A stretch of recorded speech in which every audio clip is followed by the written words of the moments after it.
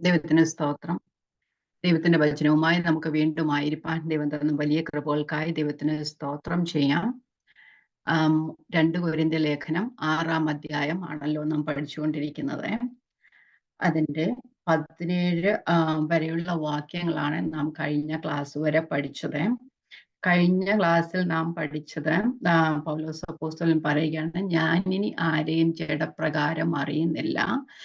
കാരണം പഴയ മനുഷ്യൻ ഒരു മാറ്റം വന്നു അല്ലെ. ഒരുവൻ ക്രിസ്തു 17-ാമത്തെ വാക്യം പറഞ്ഞു, ഒരുവൻ ക്രിസ്തുവിലായാൽ പുതിയ സൃഷ്ടിയാകുന്നു. ആ പുതിയ സൃഷ്ടി ആയതിനാൽ താൻ പണ്ട് എല്ലാവരെയും അറിഞ്ഞ രീതിയിലല്ല അതുപോലെ തന്നെ താൻ പണ്ട് ക്രിസ്തുവിനെ അറിഞ്ഞ രീതിയിലുമല്ല ക്രിസ്തുവിനെ ഇപ്പോൾ അറിയുന്നു. എന്ന് വെച്ചാൽ ഗലീലയിൽ സഞ്ചരിച്ചിരുന്ന തച്ചന്റെ മകനായി ജനിച്ച ഒരു യേശു, അത്ഭുതങ്ങൾ ചെയ്തു നടന്ന ഒരു യേശുവിനെ അങ്ങനെ രീതിയിലല്ല ഞാൻ അറിയുന്നത്. പണ്ട് ഞാൻ അങ്ങനെയായിരുന്നു. ക്രിസ്തു മരിച്ചതിന് ശേഷവും പൗലോസ് അങ്ങനെയായിരുന്നു അറിഞ്ഞിരുന്നത് അല്ലെ. പക്ഷെ ക്രിസ്തുവിന്റെ വെളിപ്പാടിന് ശേഷം ക്രിസ്തുവിനെ എങ്ങനെയാ അറിഞ്ഞത്? ആത്മാവിലാണ് അറിഞ്ഞത്. തന്റെ രക്ഷകനായി, മശിഹയായി, തന്നെ വീണ്ടെടുത്തവനായി, തനിക്ക് വേണ്ടി ക്രൂശിൽ മരിച്ചവനായി അറിഞ്ഞു. അതുകൊണ്ട് ഇനി ഞാൻ ആരെയും ജഡപ്രകാരം അറിയുന്നില്ല. രക്ഷിക്കപ്പെട്ട ആത്മാവിന്റെ വില ഒരു വലിയതായല്ലേ. അപ്പൊ ആ രീതിയിലാണ് ഞാൻ എല്ലാവരെയും അറിയുന്നത്. കാരണം ഒരുത്തൻ ക്രിസ്തുവിലാവിൽ പുതിയ സൃഷ്ടിയാകുന്നു, പഴയത് കഴിഞ്ഞു പോയി, അത് പുതുതായിരിക്കുന്നു എന്ന് നാം പറഞ്ഞു. അതിനൊക്കെയും കാരണം നമ്മൾ 14-ഉം 15-ഉം വാക്യങ്ങൾ പഠിച്ചു. ക്രിസ്തുവിന്റെ സ്നേഹം ഞങ്ങളെ നിർബന്ധിക്കുന്നു, എല്ലാവർക്കും വേണ്ടി ഒരുവൻ മരിച്ചിരിക്കുക, എല്ലാവരും മരിച്ചു എന്നും ജീവിക്കുന്നവർ ഇനി തങ്ങൾക്കായിട്ടല്ല, തങ്ങൾക്ക് വേണ്ടി മരിച്ചു ഉയർത്തവനായിട്ട് തന്നെ ജീവിക്കേണ്ടതിന് അവൻ എല്ലാവർക്കും വേണ്ടി മരിച്ചു എന്ന് ഞങ്ങൾ നിർണയിച്ചിരിക്കുന്നു എന്ന് പറഞ്ഞു. അപ്പൊ എല്ലാവർക്കും വേണ്ടി ഒരുവൻ മരിച്ചത് കൊണ്ടാണ് നാം എല്ലാവരും ഇപ്പോൾ ജീവിക്കുന്നത്. നാം എല്ലാവരും ക്രിസ്തുവിൽ പുതിയ സൃഷ്ടി ആയിരിക്കുകയാണ് ചെയ്യുന്നത്. നമുക്ക് ഇന്ന് 18-ാമത്തെ വാക്യം വായിക്കാം. 18-ാമത്തെ വാക്യം എല്ലാവരും ശ്രദ്ധിച്ചില്ലേ? ഓക്കെ, 18. അതിനൊക്കെയും ദൈവം തന്നെ കാരണഭൂതൻ, അവൻ നമ്മെ ക്രിസ്തു മൂലം തന്നോട് നിരപ്പിച്ചു, നിരപ്പിന്റെ ശുശ്രൂഷ ഞങ്ങൾക്ക് തന്നിരിക്കുന്നു. അതിനൊക്കെയും ദൈവം തന്നെ കാരണഭൂതൻ. അപ്പൊ എന്തിനൊക്കെയും കാരണഭൂതൻ? നാം ക്രിസ്തുവിലുള്ള പുതിയ സൃഷ്ടിയെ കുറിച്ചായിരുന്നു പറഞ്ഞു വന്നത് അല്ലെ. അപ്പൊ അതിനൊക്കെയും ദൈവം തന്നെ കാരണഭൂതൻ. ഇംഗ്ലീഷ് പറയുന്നത് all these things are of God. എല്ലാത്തിനും കാരണം ദൈവം തന്നെയാണ്. അപ്പൊ മനുഷ്യന്റെ ക്രിസ്തുവിലുള്ള പുതിയ സൃഷ്ടി മുതല് നമ്മുടെ നിത്യത വരെയുള്ള എല്ലാ കാര്യങ്ങൾക്കും കാരണഭൂതൻ, അല്ലെങ്കിൽ ആ പ്രവൃത്തി എല്ലാം ദൈവത്തിന്റെ പ്രവൃത്തിയാണ്. മനുഷ്യനെ പ്രശംസിക്കാൻ ഒരു കാരണവുമില്ല. ഇതൊക്കെയും ദൈവത്തിന്റെ പരമാധികാരത്തിന് കീഴിലുള്ളതാണ്. ദൈവം നമ്മൾക്ക് വേണ്ടി ചെയ്ത പ്രവൃത്തിയാണ്. എന്തുകൊണ്ടാണ് അങ്ങനെ പറയുവാൻ? ഞാൻ എന്താ പറയുന്നത്, POC ബൈബിൾ ഒന്ന് വായിച്ചിട്ട് ആ വാക്യം ഒന്ന് വായിച്ചിട്ട് നമുക്ക് മുമ്പോട്ട് പോകാം.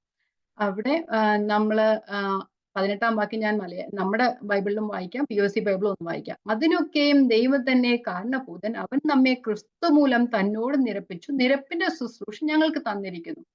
POC ബൈബിൾ പറയുന്നത്, ഞങ്ങളെ ക്രിസ്തു വഴി തന്നോട് രമ്യതപ്പെടുത്തുകയും രമ്യതയുടെ ശുശ്രൂഷ ഞങ്ങൾക്ക് നൽകുകയും ചെയ്തത് ദൈവത്തിൽ നിന്നാണ് ഇവയല്ല. അപ്പൊ എല്ലാം ദൈവത്തിൽ നിന്നാണ്. രമ്യതയുടെ ശുശ്രൂഷ ഞങ്ങളെ ദൈവത്തോട് രമ്യതപ്പെടുത്തി, അപ്പം ദൈവത്തോട് സമാധാനപ്പെടുത്തി, അല്ലെങ്കിൽ ദൈവത്തോട് നിരപ്പിച്ചു.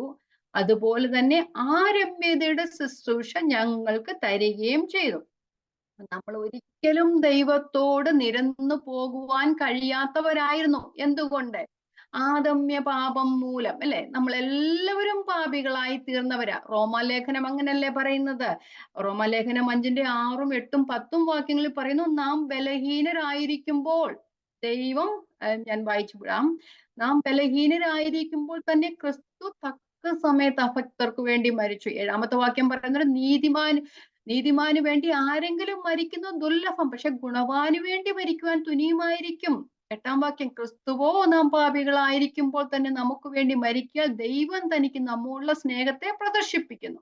അത് കഴിഞ്ഞ് 10-ാം വാക്യം, ശത്രുക്കളായിരിക്കുമ്പോൾ തന്നെ. അപ്പൊ നമ്മളിൽ ഒരു നന്മ പ്രവൃത്തിയും ഇല്ലായിരുന്നു, നമ്മൾ ആരും നീതിമാന്മാരല്ല, നാം ആരും ഒന്നുമല്ലാതിരുന്ന സമയത്ത്, കൊള്ളാത്തവരായിരുന്ന സമയത്ത്, അതിക്രമങ്ങളാലും പാപങ്ങളാലും മരിച്ചവരായിരുന്ന സമയത്ത് ക്രിസ്തു നമുക്ക് വേണ്ടി മരിച്ചു. ദൈവം തന്റെ കരുണയാൽ ക്രിസ്തു മൂലം നമ്മെ നിരപ്പിച്ചു, അല്ലെ?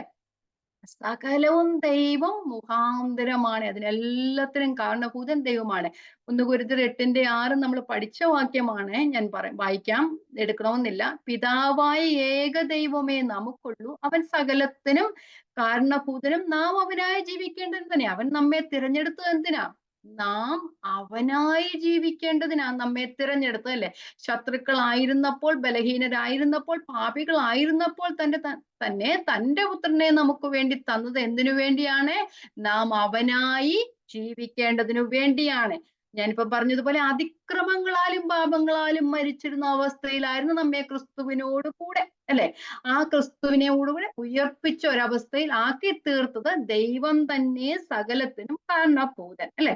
ഇനി അവിടെ പറഞ്ഞ ക്രിസ്തു മൂലം നിരപ്പിച്ചു എന്നാണ് പറയുന്നത്. ക്രിസ്തു മൂലം നിരപ്പിച്ചു. അപ്പം ആ നിരപ്പിന്റെ ശുശ്രൂഷ ചെയ്തത് ദൈവമാണ്. ഇംഗ്ലീഷിൽ പറയുമ്പോൾ മിനിസ്ട്രി ഓഫ് റെക്കൺസിലിയേഷൻ എന്നാണ് പറയുന്നത്. അപ്പം അങ്ങനെ പറയാൻ കാരണം, നാം ദൈവത്തോട് നിരന്നതല്ല, ദൈവം തന്നെ നമ്മെ ദൈവത്തോട് കൂടെ നിരപ്പിച്ചു. അത് എങ്ങനെയാണ് നിരപ്പിച്ചത്? ക്രിസ്തു മൂലം നമ്മെ നിരപ്പിച്ചു. നാം ദൈവത്തോട് പോയി ചേർന്നതല്ല, നാം ദൈവത്തോട് നിരന്നതല്ല, ദൈവം നമ്മെ ക്രിസ്തു മൂലം തന്നോട് നിരപ്പിച്ചു. അപ്പം ദൈവത്തിന്റെ നീതിയാലാണ് ദൈവം അങ്ങനെ ചെയ്തത്, അല്ലെ? അപ്പം ഒരിക്കലും ദൈവത്തിന്റെ നീതി എന്താ? പാപത്തിന് ശിക്ഷ കൊടുക്കണം എന്നതാണ് ദൈവത്തിന്റെ നീതി. ദൈവം നീതിയുള്ള ന്യായാധിപതിയാ, അല്ലെ?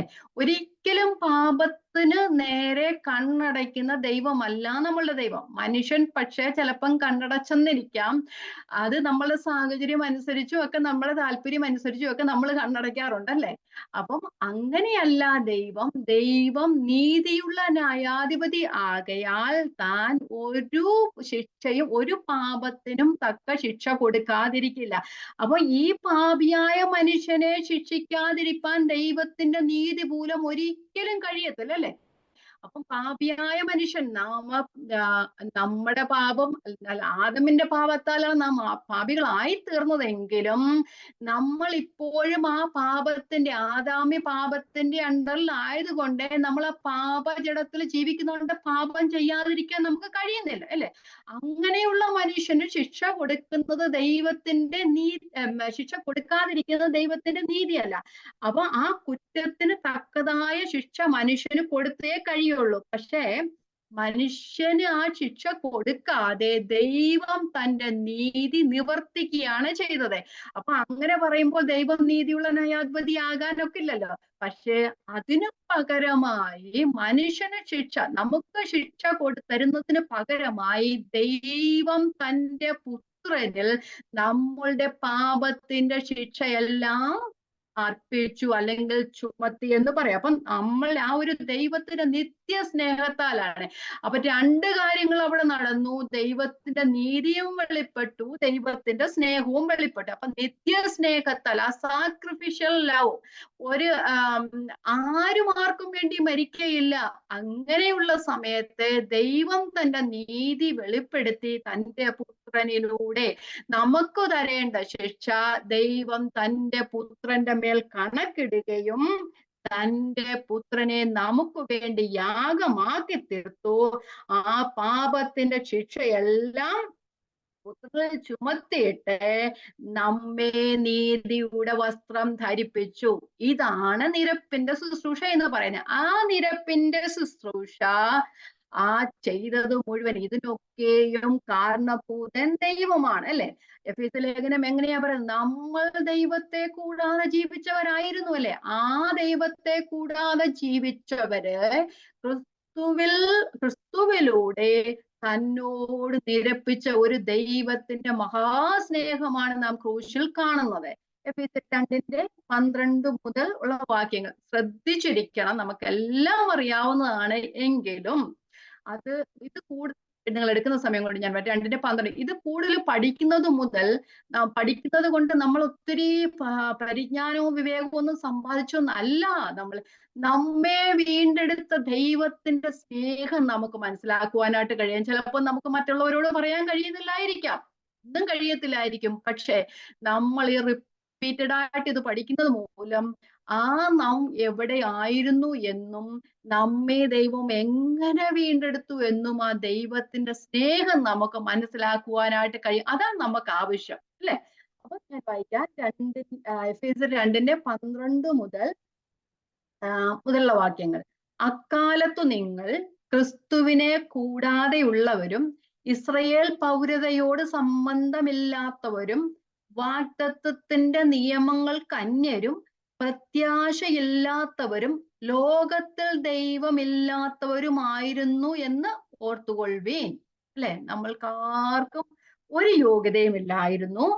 13 മുമ്പേ ദൂരസ്ഥരായിരുന്ന നിങ്ങൾ എന്ന് വെച്ചാൽ ക്രിസ്തുവിൽ നിന്നല്ല, ദൈവത്തിൽ നിന്ന് ദൂരസ്ഥരായിരുന്ന നിങ്ങൾ ഇപ്പോൾ ക്രിസ്തുവേശുവിൽ ക്രിസ്തുവിന്റെ രക്തത്താൽ തന്നെ സമീപസ്ഥരായി തീർന്നു. ദൈവത്തോട് സമീപസ്ഥരായി തീർന്നു. എന്തുകൊണ്ടാ ദൈവത്തോട് സമീപസ്ഥരാകാതിരുന്ന നാം? പാപം ചെയ്ത മനുഷ്യൻ ഒരിക്കലും ദൈവത്തോട് അടുക്കാനൊക്കില്ല. കാരണം പേടിയാ, അല്ലേ? ആ ഇരുട്ടിന് ഒരിക്കലും വെളിച്ചത്തോട് അടുക്കാൻ പറ്റാത്തതുപോലെ തന്നെ ഇരുട്ടിന്റെ പ്രവൃത്തി ഉള്ളവൻ വെളിച്ചത്തിലേക്ക് വരികയില്ല. അത് തന്നെയാണ് പാപത്തിൽ സംഭവിക്കുന്നത്, അല്ലെ? അപ്പൊ ആ ദൈവത്തിലേക്ക് വരുവാൻ ഭയമാണ്, കാരണം ശിക്ഷയുണ്ട്. അങ്ങനെ നാം ദൂരസ്ഥരായിരുന്ന നമ്മെ ക്രിസ്തുവിന്റെ രക്തത്താൽ സമീപസ്ഥരാക്കി തീർത്തു, ദൈവത്തോട് നിരപ്പിച്ചു. അതിന്റെ അർത്ഥം അവൻ നമ്മുടെ സമാധാനം, ക്രിസ്തു അവൻ ഇരുപക്ഷത്തെയും ഒന്നാക്കി ചട്ടങ്ങളും കൽപ്പനകളുമായ ന്യായപ്രമാണം എന്ന ശത്രുത്വം തന്റെ ജഡത്താൽ നീക്കി വേർപാടിന്റെ നടുച്ചുവർ ഇടിച്ചു കളഞ്ഞത് സമാധാനം ഉണ്ടാക്കിക്കൊണ്ട് ഇരുപക്ഷത്തെയും തന്നിൽ ഒരേ പുതുമനുഷ്യനായി സൃഷ്ടിപ്പാനും ക്രൂശിന്മേൽ വെച്ച് ശത്രുത്വം ഇല്ലാതാക്കി, അതിനാൽ ഇരുപക്ഷത്തെയും ഏക ശരീരത്തിൽ ദൈവത്തോട് നിരപ്പിപ്പാനും തന്നെ. ഇത് പറഞ്ഞാൽ നമ്മുടെ സമാധാനം ക്രിസ്തു തന്നു നമുക്ക്.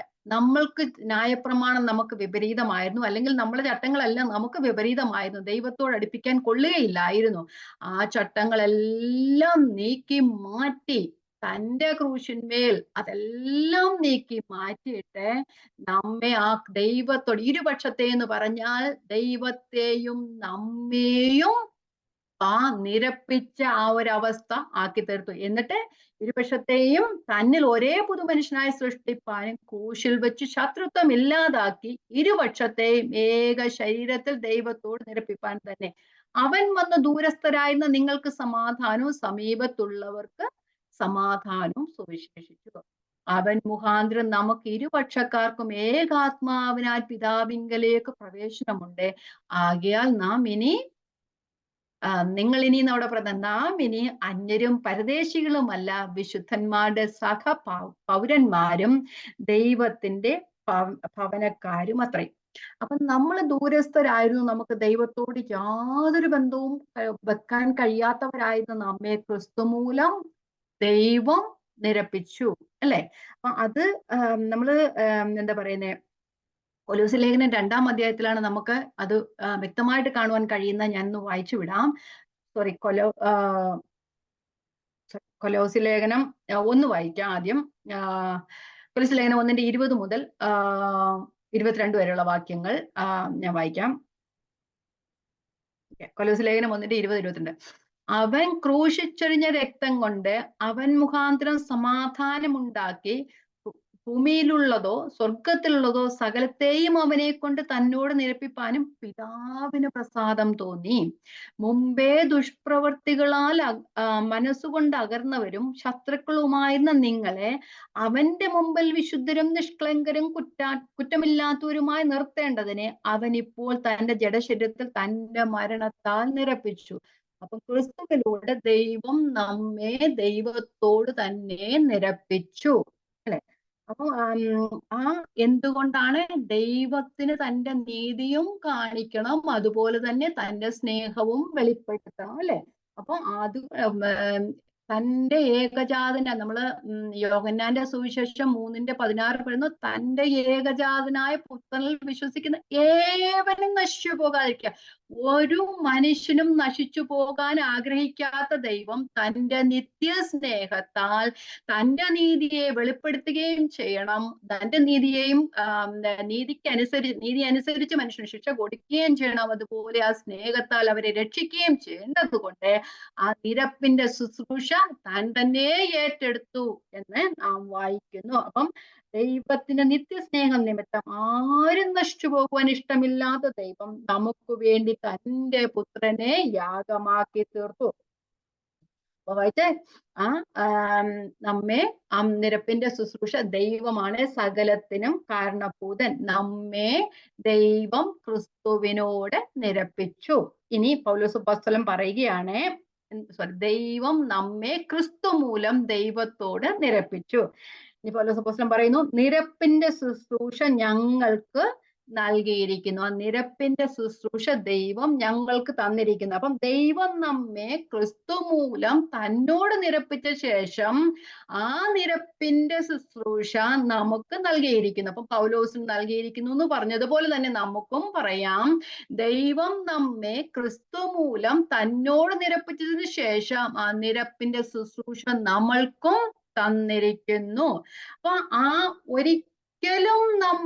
ഒരിക്കലും ദൈവത്തോട് നിരക്കാൻ കഴിയാത്ത നമ്മെ വിടുവിച്ച ശേഷം ആ എല്ലാവരും തന്നോട് നിരക്കുവാൻ ആഗ്രഹിക്കുന്ന ദൈവം എല്ലാവരും തന്നോട് നിരക്കണമെന്നുള്ള ആ ശുശ്രൂഷ നമ്മെ ഭരമേൽപ്പിച്ചിരിക്കുന്നു, അല്ലെ? അതെങ്ങനെയാണ് ദൈവം അല്ലെ പൗലോസ് അപ്പോസ്തലനെ ഭരമേൽപ്പിച്ചതെന്ന് നാം കാണുന്നത് തന്റെ വചനത്തിലൂടെ അല്ലെങ്കിൽ സുവിശേഷത്തിലൂടെ, അല്ലെ? അപ്പം ദൈവം നമ്മെ രക്ഷിച്ച ശേഷം മറ്റുള്ളവരെ രക്ഷിക്കാൻ ഏൽപ്പിച്ചതല്ല, അത് നാം അതിന് ഒരു ചാലകങ്ങളാണ് എന്ന് മാത്രമേ ഉള്ളൂ, അല്ലെ? അപ്പൊ നമ്മള് ഒരു ദൈവമാണ് ഇപ്പോഴും അത് ചെയ്യുന്നത്. പക്ഷെ ആ നിരപ്പിന്റെ വചനം എന്തിലൂടെയാണ് ദൈവം മനുഷ്യനെയും ദൈവത്തിങ്കലേക്ക് നിരപ്പിക്കുന്നത്? ഇപ്പോൾ ആ ദൈവത്തിന്റെ വചനത്തിലൂടെ, ആ സുവിശേഷത്തിലൂടെയാണ് മനുഷ്യനെ ദൈവം ഇപ്പോഴും തന്നോട് നിരപ്പിച്ചു കൊണ്ടിരിക്കുന്നത്. ആ വചനമാണ് നമുക്ക് തന്നിരിക്കുന്നത്. അപ്പം ദൈവവചനം പ്രസംഗിക്കുന്ന സ്ഥലത്തൊക്കെയും പരിശുദ്ധാത്മാവിനാൽ നിരപ്പിന്റെ ശുശ്രൂഷ നടന്നുകൊണ്ടേയിരിക്കുന്നു. അതിപ്പോഴും നടന്നുകൊണ്ടേയിരിക്കുന്നു. അപ്പം ദൈവത്തിന്റെ വചനം പ്രസംഗിക്കുന്നിടത്താണ് നിരപ്പിന്റെ ശുശ്രൂഷ നടക്കുന്നത്, ദൈവത്തിന്റെ വചനത്തെ. അതുകൊണ്ടല്ലേ എബ്രായ ലേഖനം 4:12 ഇങ്ങനെ പറയുന്നത്, ദൈവത്തിന്റെ വചനം, അല്ലെ, ജീവനും ചൈതന്യമുള്ളതാ. ഞാൻ വായിച്ചു വിടാം. എബ്രായ ലേഖനം 4:12 ദൈവത്തിന്റെ വചനം ജീവനും ചൈതന്യവും ഉള്ളതായി ഇരുവായ്ത്തലയുള്ള ഏതു വാളിനേക്കാളും മൂർച്ചയേറിയതും പ്രാണനെയും ആത്മാവിനെയും സന്ധി മജ്ജകളെയും വേർവിടുവിക്കും വരെ തുളച്ചു ചെല്ലുന്നതും ഹൃദയത്തിലെ ചിന്തനങ്ങളെയും ഭാവങ്ങളെയും വിവേചിക്കുന്നതുമാകുന്നു. അവനു മറഞ്ഞിരിക്കുന്ന ഒരു സൃഷ്ടിയുമില്ല, സകലവും അവന്റെ കണ്ണിന് നഗ്നവും മലർന്നതുമായി കിടക്കുന്നു, അവനുമായിട്ടാകുന്നു നമുക്ക് കാര്യമുള്ളത്. അപ്പം ജീവനും ചൈതന്യവും നൽകുന്ന ദൈവത്തിന്റെ വചനത്താൽ ദൈവം ഇന്നും ആ മനുഷ്യരെ ദൈവത്തോട് നിരപ്പിച്ചുകൊണ്ടേയിരിക്കുക. പൗലോസ് അപ്പോസ്തലൻ പറയുകയാണ്, ദൈവം ക്രിസ്തു മൂലം ഞങ്ങളെ ദൈവത്തോട് നിരപ്പിച്ചതിന് ശേഷം ആ നിരപ്പിന്റെ വചനം ഞങ്ങളുടെ കയ്യിലും തന്നിരിക്കുന്നു എന്ന് പറഞ്ഞാൽ, ദൈവത്തിന്റെ വചനത്താൽ പരിശുദ്ധാത്മാവിനാൽ വചനം പ്രസംഗിക്കുന്ന സ്ഥലത്തൊക്കെയും ഇപ്പോഴും നിരപ്പിന്റെ ശുശ്രൂഷ നടന്നുകൊണ്ടേയിരിക്കുന്നു. ലേഖനം പറയുന്നല്ലോ, 10-ാം അധ്യായം പറയുന്നു, വിശ്വാസം കേൾവിയാലും കേൾവി ക്രിസ്തുവിന്റെ വചനത്താലും വരുന്നു എന്ന്. ക്രിസ്തുവിന്റെ വചനത്താലാണ്, അല്ലെങ്കിൽ ആ കേൾക്കുന്നത് മൂലമാണ് പരിശുദ്ധാത്മാവിനാൽ വിശ്വാസം ഉണ്ടാകുകയും ദൈവത്തിങ്കിലേക്ക് ഒരുവൻ വരികയും ചെയ്യുന്നത്. വായിക്കാം, റോമാലേഖനം 10-ാം അധ്യായം 9, 10, 17 വാക്യങ്ങൾ.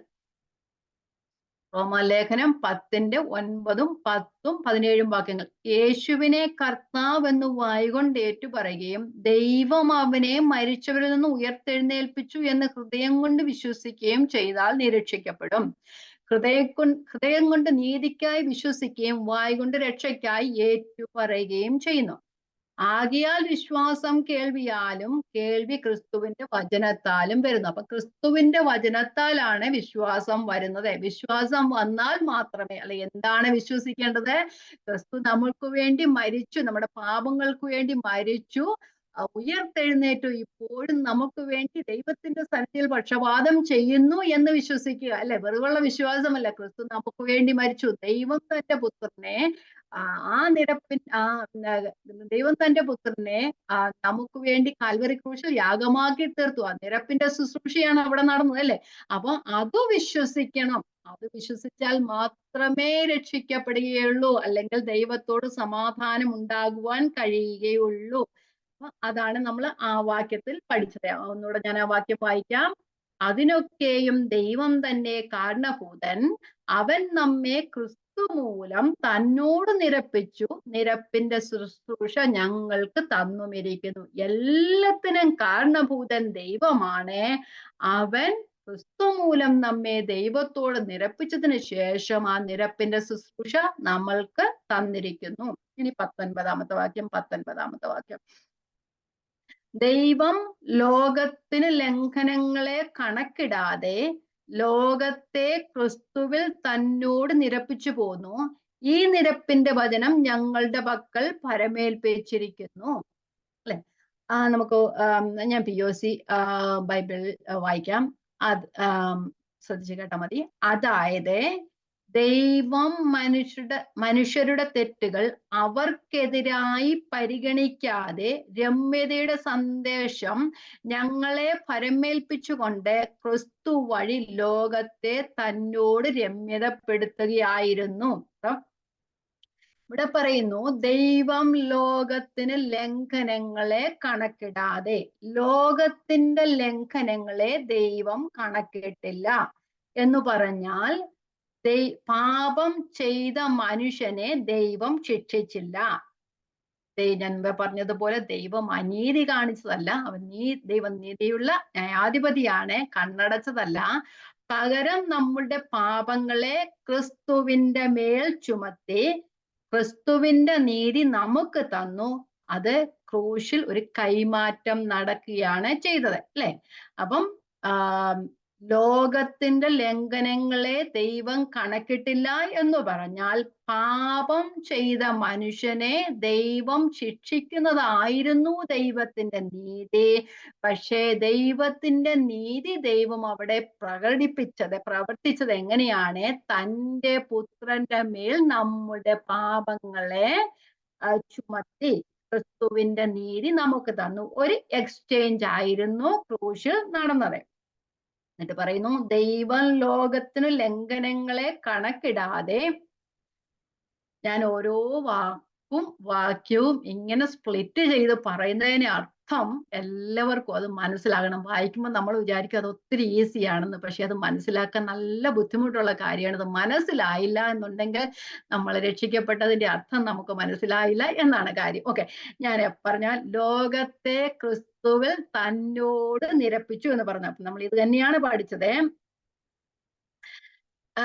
അത് ഇംഗ്ലീഷ് പറയുന്നത് God was in Christ making peace between the world and himself. അപ്പൊ ക്രിസ്തുവിന്റെ ക്രൂശുമരണത്താൽ പിതാവായ ദൈവം തൻ്റെ പുത്രനിലൂടെ ലോകത്തെ തന്നോട് നിരപ്പിച്ചു. ക്രൂശിൽ നടന്ന് നിരപ്പിന്റെ ശുശ്രൂഷയാണ്. എല്ലാം നിവർത്തിയായി എന്ന് പുത്രൻ പറഞ്ഞപ്പോൾ നമ്മളുടെ രക്ഷയ്ക്ക് വേണ്ടി ആദ്യകാല നിത്യതയിൽ ദൈവം പ്ലാൻ ചെയ്ത സകലതും നിവർത്തിയായി എന്നത്, അല്ലെ, ആ ക്രൂശിലൂടെ നിവർത്തിയായി. ആദ്യകാല നിത്യതയിൽ പിതാവും പുത്രനും പരിശുദ്ധാത്മാവും തന്നെ ഇരുന്നപ്പോൾ, അല്ലെങ്കിൽ ഈ ലോക സ്ഥാപനത്തിന് മുമ്പേ തന്നെ, ആകാശവും ഭൂമിയും നിർമ്മിക്കുന്നതിന് മുമ്പേ, ആദം പാപം ചെയ്യുന്നതിന് മുമ്പേ തന്നെ, നാം പാപികളായി തീരുന്നതിന് മുമ്പ് തന്നെ ആ മനുഷ്യനെ രക്ഷിപ്പാൻ വേണ്ടി പാപം ചെയ്യുന്ന മനുഷ്യനെ, അല്ലെങ്കിൽ ചെയ്തേക്കാവുന്നല്ലേ പറയുന്നത്. അപ്പൊ ആ മനുഷ്യനെ രക്ഷിപ്പാൻ വേണ്ടി താൻ ആദ്യം മുതൽ അവസാനവും പൂർവ്വകാലത്ത് തന്നെ മേലാൽ സംഭവിക്കുന്നു അറിയുന്ന ദൈവം ആ പൂർവ്വകാല നിത്യതയിൽ മനുഷ്യനെ നിർമ്മിക്കുന്നതിന് മുമ്പ് തന്നെ മനുഷ്യന്റെ രക്ഷയ്ക്കുള്ള സകല പദ്ധതിയും അവിടെ പൂർത്തിയാക്കി. അപ്പൊ അവിടെ എന്താ ചെയ്തേ? അപ്പൊ ക്രൂശിലൂടെ ആദ്യകാല നിത്യതയിൽ ദൈവം മനുഷ്യന്റെ പരിഹാരത്തിനായി ചെയ്ത എല്ലാ പദ്ധതികളും ക്രൂശിൽ നിവർത്തിയായി.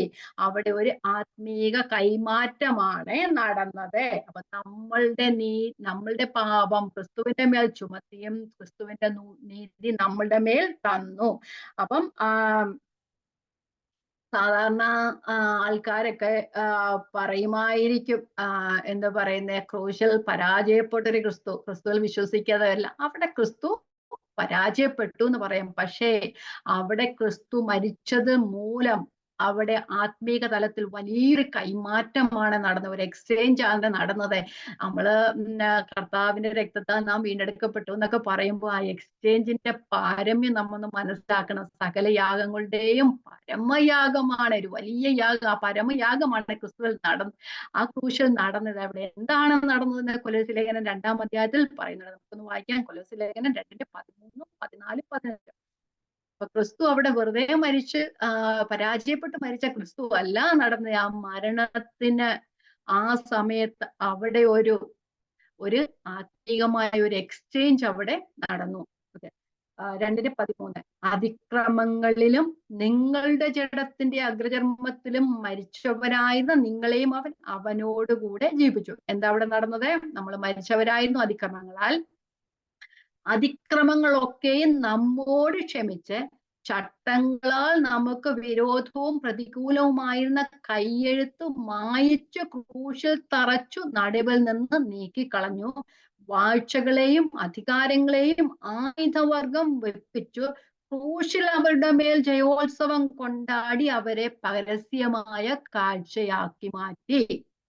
അപ്പൊ അവിടെ നടന്നത്, ക്രൂശിലിന്റെ നടുവിൽ നമ്മളുടെ എല്ലാം നമുക്ക് പ്രതികൂലമായിരുന്ന കയ്യെഴുത്ത്, എന്താ? പാപം ചെയ്ത മനുഷ്യന് ശിക്ഷ വേണം. ആ ശിക്ഷയെല്ലാം തന്റെ ആ ശരീരത്തിൽ ഏറ്റെടുത്തിട്ട് അതെല്ലാം നമ്മളിൽ നിന്ന് മാറ്റി വാഴ്ചകളെയും അധികാരങ്ങളെയും ആയുധവർഗം വെപ്പിച്ച് ക്രൂശിൽ അവരുടെ മേലൊക്കെയും സാത്താനുമേൽ ജയം നേടി അവരെ പരസ്യമായ കാഴ്ചയാക്കി മാറ്റിക്കളഞ്ഞു. എന്തുകൊണ്ടാണ് സാത്താനുമേൽ ജയം നേടിയെന്ന് പറയുന്നത്? പാപം ലോകത്തിലേക്ക് കടന്നത് സാത്താനിലൂടെ അല്ലെ? പാപത്താൽ, ആദമ്യ പാപം മൂലമാണ് മനുഷ്യൻ മരണത്തിലായി തീർന്നത്. ഏക മനുഷ്യനാൽ പാപവും പാപത്താൽ മരണവും ലോകത്തിലേക്ക് കടന്നു. ഇങ്ങനെ സകലരും പാപം ചെയ്യാൽ മരണം എല്ലാവരിലും പരന്നിരിക്കുന്നു എന്ന് റോമാലേഖനം 6-ാം അധ്യായത്തിൽ നാം വായിക്കുന്നത്. ആ ഏക മനുഷ്യനാൽ പാപം വന്നതിന് കാരണമായി തീർന്നത് സാത്താനാണ്. എബ്രായലേഖനം പറയുന്നു മരണത്തിന്റെ അധികാരിയായ പിശാചിനെ. കാരണം മരണത്തിനും ജീവനും അധികാരി ദൈവമാണ്. പക്ഷെ അവിടെ മരണം കൊണ്ടുവന്നു, ഈ ലോകത്തിലേക്ക് മരണം കൊണ്ടുവന്നു എന്ന നിലയിലാണ് അവിടെ മരണത്തിന്റെ അധികാരി എന്ന് സാത്താനെ പറഞ്ഞിരിക്കുന്നത്. ഇപ്പോഴും നമ്മള് ക്രിസ്തുവിന്റെ മരണത്താലാണ് നമുക്ക് ജീവൻ പ്രാപിച്ചത്, നിത്യജീവന്റെ ആക്കി തീർത്തത്.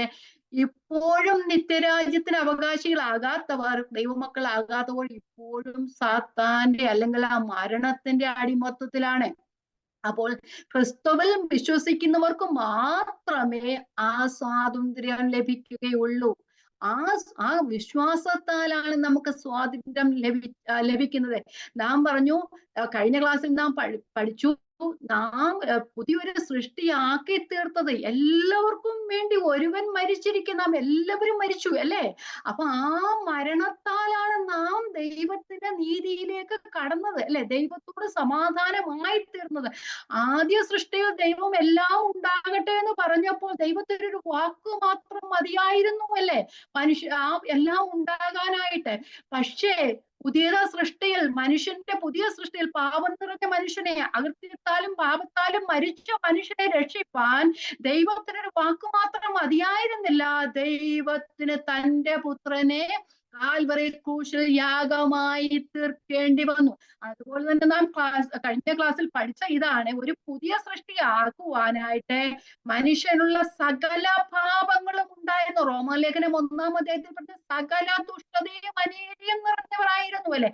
അങ്ങനെയുള്ള നമ്മളിൽ നിന്ന് നമ്മുടെ പഴയ പാപം നിറഞ്ഞ ഹൃദയത്തെ എടുത്തു മാറ്റിയിട്ട് വല നെയ്യുന്നത് പോലെ, അല്ലെങ്കിൽ വല കൂട്ടിച്ചേർക്കുന്ന പോലെ ഒരു കൂട്ടിച്ചേർക്കൽ ആയിരുന്നില്ല നമ്മൾ നടന്നത്.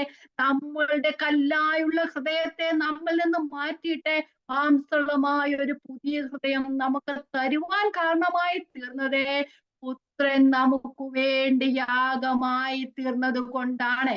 അതുകൊണ്ടല്ലേ ഫിലിപ്പി ലേഖനം 2-ാം അധ്യായത്തിൽ പറയുന്നേ, അവൻ ദൈവരൂപത്തിലിരിക്കെ ദൈവത്തോടുള്ള സമത്വം മുറുകെ പിടിക്കണമെന്ന് വിചാരിക്കാതെ ദാസരൂപമെടുത്ത് വേഷത്തിൽ മനുഷ്യനായി തിളങ്ങി മരണത്തോളം, ക്രൂശില മരണത്തോളം അനുസരണമുള്ളവനായി തീർന്നു.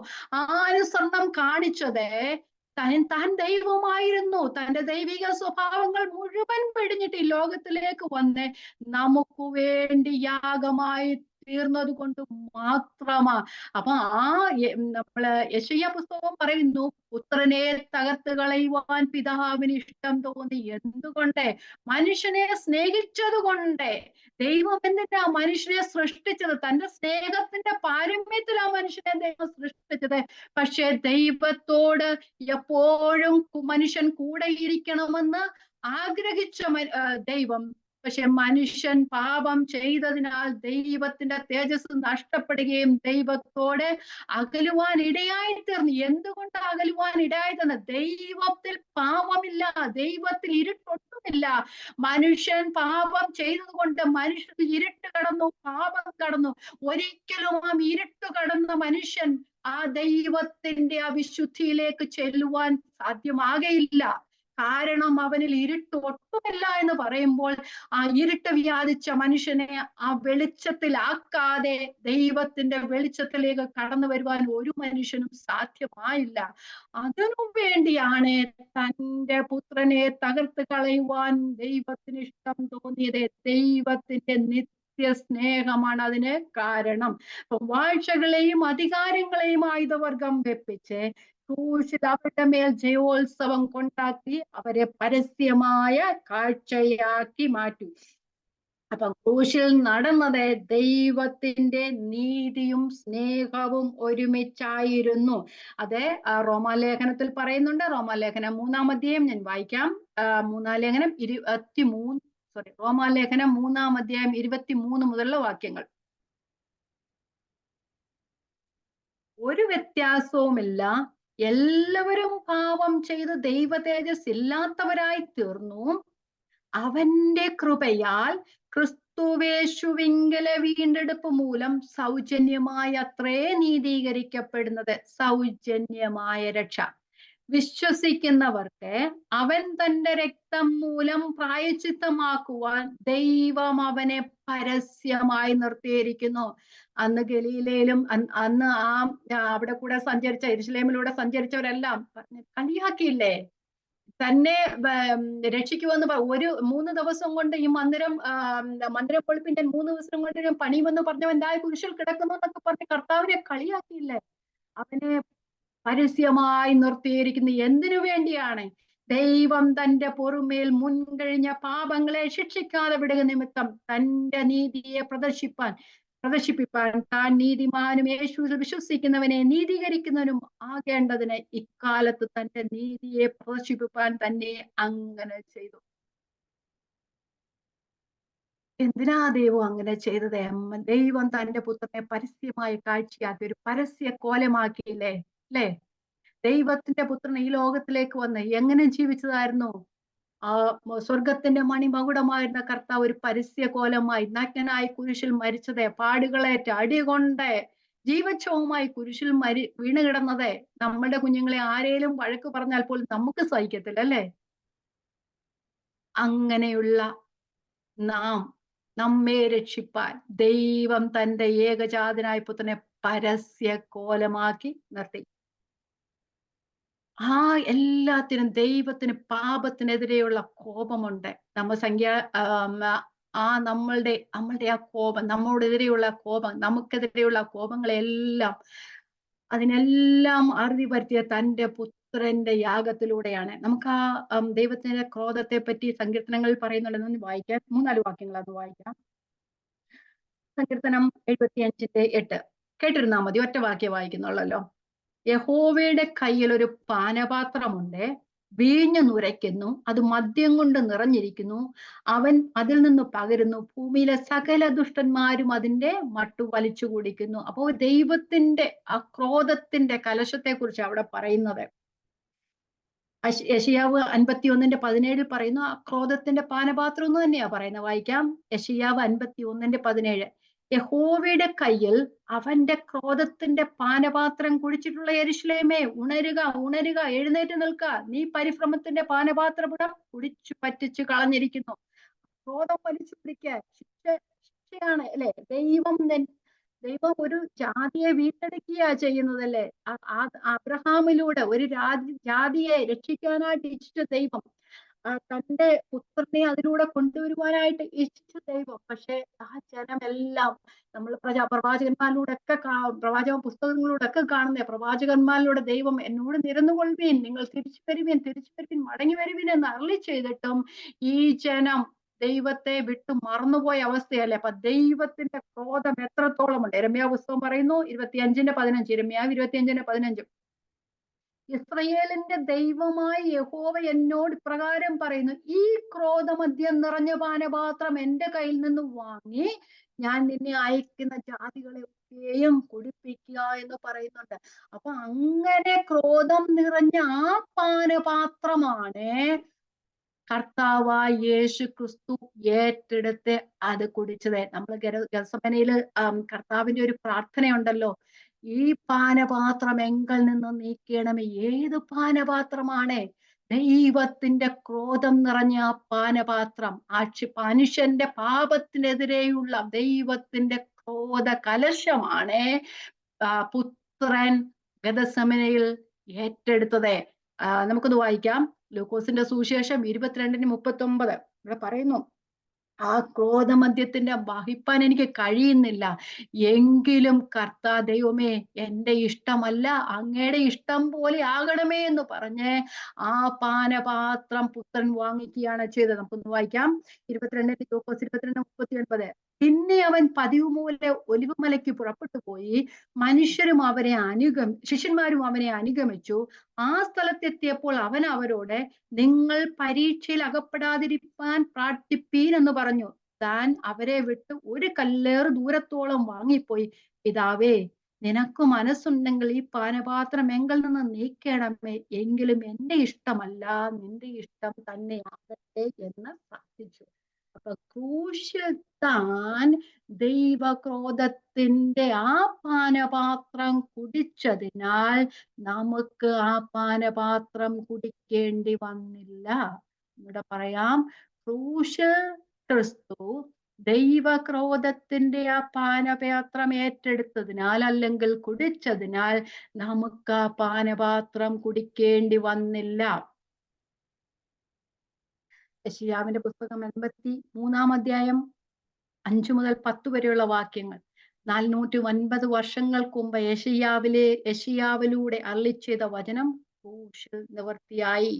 പുത്രനെ തകർത്ത് കളയുവാൻ ദൈവത്തിന് ഇഷ്ടം തോന്നി. വായിക്കാം.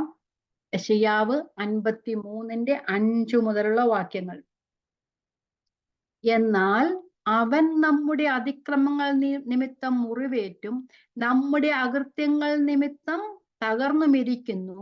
നമ്മുടെ സമാധാനത്തിനായുള്ള ശിക്ഷ അവന്റെ മേലായി, അവന്റെ അടിപ്പിണരുകളാൽ നമുക്ക് സൗഖ്യം വന്നുമിരിക്കുന്നു. നാം എല്ലാവരും ആടുകളെ പോലെ തെറ്റിപ്പോയിരുന്നു, നാം ഓരോരുത്തരും താന്റെ വഴിക്ക് തിരിഞ്ഞിരുന്നു. എന്നാൽ യഹോവ നമ്മുടെ എല്ലാവരുടെയും അകൃത്യം അവന്റെ മേൽ ചുമത്തി, തന്നെത്താൻ താഴ്ത്തി വായെ തുറക്കാതിരുന്നിട്ടും അവൻ പീഡിപ്പിക്കപ്പെട്ടു, കൊല്ലുവാൻ കൊണ്ടുപോകുന്ന കുഞ്ഞാടിനെ പോലെയും രോമം കത്രിക്കുന്നവരുടെ മുമ്പാകെ മിണ്ടാതെ ഇരുന്ന ആടിനെ പോലെയും അവൻ വായെ തുറക്കാതെ ഇരുന്നു. അവൻ പീഡനത്താലും ശിക്ഷാവിധിയാലും എടുക്കപ്പെട്ടു. ജീവനുള്ളവരുടെ ദേശത്തു അവൻ ഛേദിക്കപ്പെട്ടു എന്നും എന്റെ ജനത്തിന്റെ അതിക്രമം നിമിത്തം അവനു ദണ്ഡനം വന്നു എന്നും അവന്റെ തലമുറയിൽ വിചാരിച്ചു. അവൻ സാഹസമൊന്നും ചെയ്യാതെയും അവന്റെ വായിൽ വഞ്ചന ഇല്ലാതെയും ഇരുന്നിട്ടും അവർ അവന് ദുഷ്ടന്മാരോടുകൂടെ ശവക്കുഴി കൊടുത്തു. അവന്റെ മരണത്തിൽ അവൻ സമ്പന്നന്മാരോട് കൂടെ ആയിരുന്നു.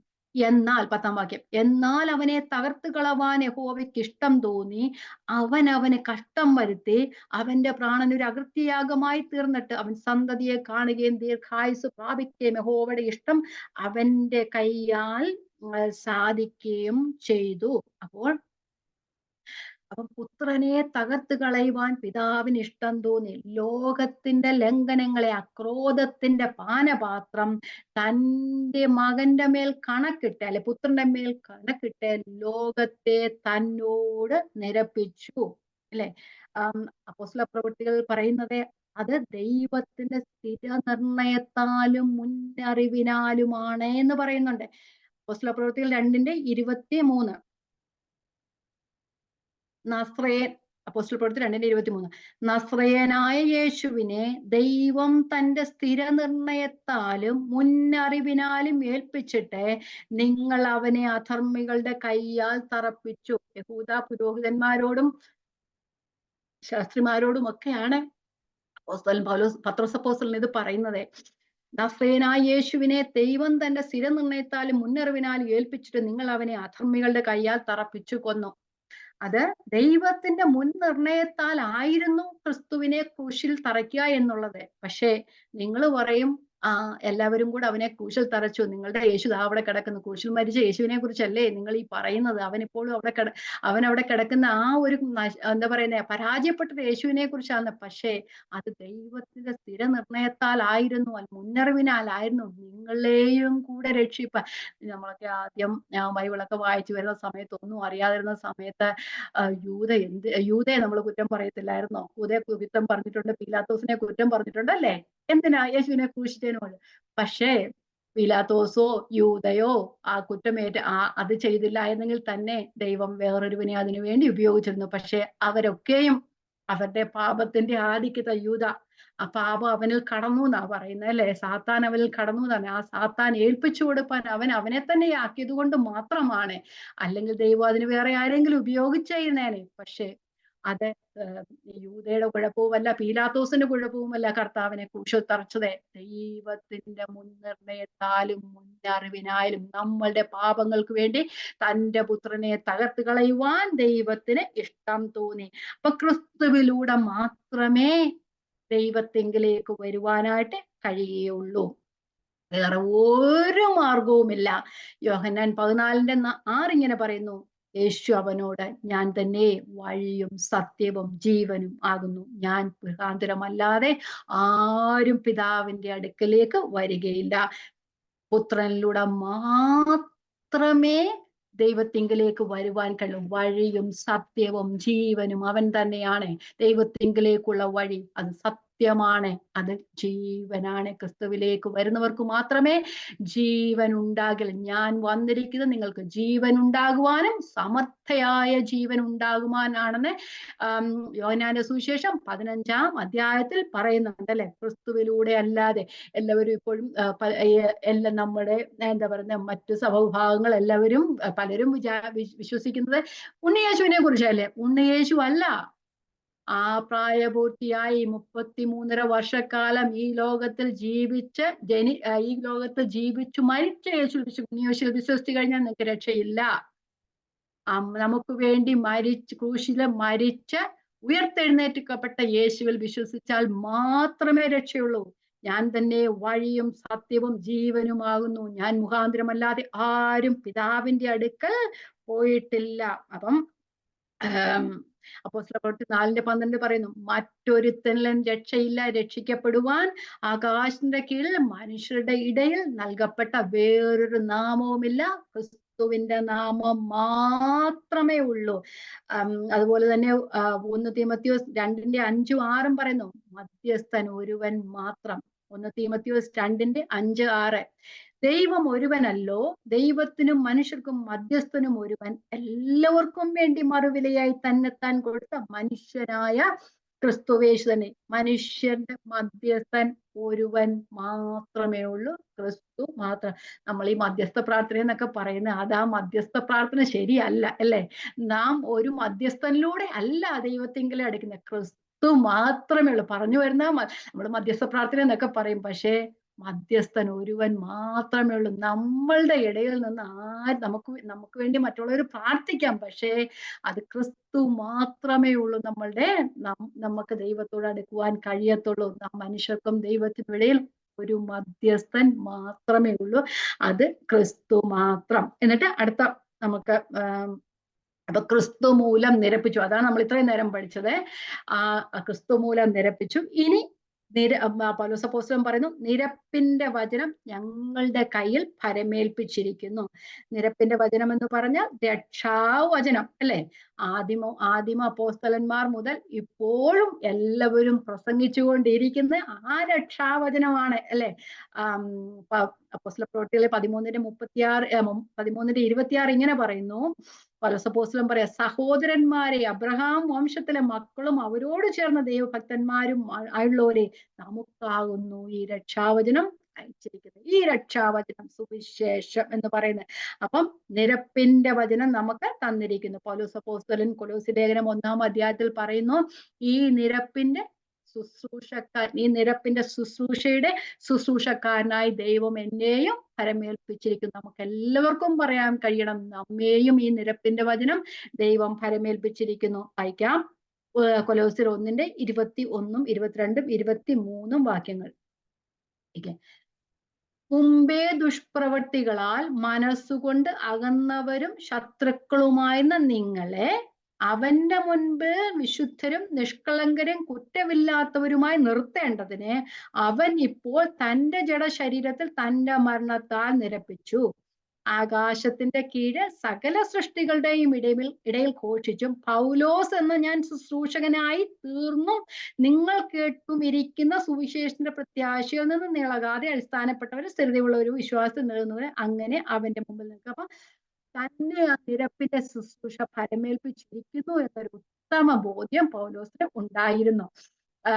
അപ്പം ദൈവവചനം പ്രസംഗിക്കുന്ന, അല്ലെ ദൈവവചനം പറയുന്നവരെ ആ ശുശ്രൂഷ ദൈവം ഭരമേൽപ്പിച്ചതായിരിക്കുന്നു എന്ന് വിശ്വസിച്ചുകൊണ്ട് ചെയ്താൽ സത്യവചനം യഥാർത്ഥമായി പ്രസംഗിക്കാൻ കഴിയും, അല്ലെ?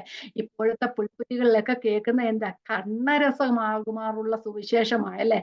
അത് ഉണ്ണിയേശുവിനെയൊക്കെ ആയിരിക്കും, അത്ഭുതങ്ങൾ ചെയ്തു കിടന്ന യേശുവിനെ ആയിരിക്കും, വൈദ്യനായ ഒരു യേശുവിനെ കുറിച്ചായിരിക്കും, ഭയങ്കരമായ ഒരു യേശുവിനെ കുറിച്ചൊക്കെ ആയിരിക്കും സംസാരിക്കുക.